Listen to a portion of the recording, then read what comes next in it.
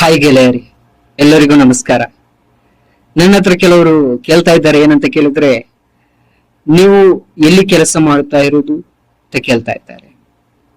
ಕೆಲವರಿಗೆ ಗೊತ್ತಿದೆ, ಅದರಲ್ಲಿ ಸಹ ಪುನಃ ಸಹ ಕಮೆಂಟ್ ಸಹ ಇದೆ. ಏನಂತ ಕೇಳಿದ್ರೆ, ಎಷ್ಟು ವರ್ಷ ಆಯ್ತು ಅಲ್ಲಿಗೆ ಹೋಗಿ ಅಂತ. ಎಲ್ಲಿಗೆ ಅಂತ ನಾನು ಹೇಳ್ತೇನೆ, ಎಷ್ಟು ವರ್ಷ ಆಯ್ತು ಅಂತ ಕೇಳ್ತಾರೆ.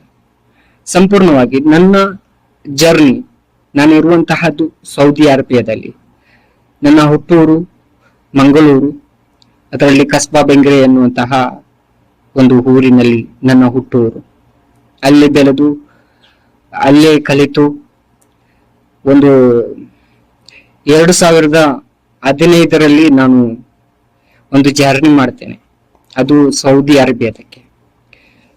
ಅರೇಬಿಯಾಕ್ಕೆ ಜರ್ನಿ ಮಾಡಿ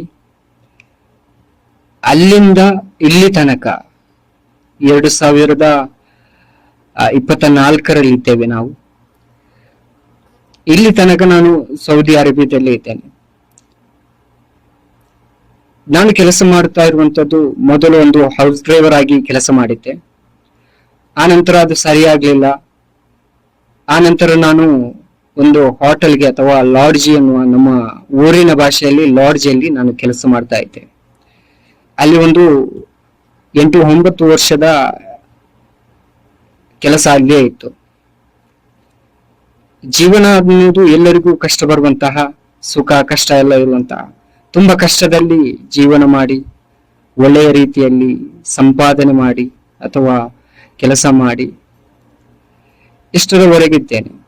ಆದ್ರೆ